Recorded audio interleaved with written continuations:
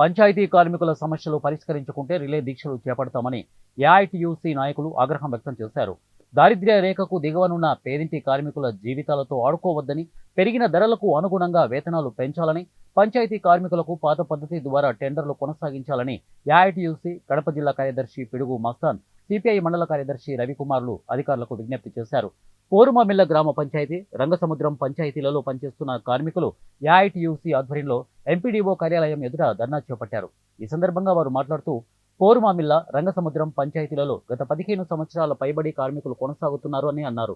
ఇక ఆన్లైన్ టెండర్ల ద్వారా కార్మికులను పంచాయతీలో నియామకం చేసుకుని కొనసాగిస్తున్నారని అన్నారు. కానీ ఇటీవల దళారుల తాకిడి ఎక్కువైందని, వీరు వన్ సైడ్ టెండర్తో కార్మికుల కుటుంబాలను రోడ్డు పాలు చేస్తున్నారని అన్నారు.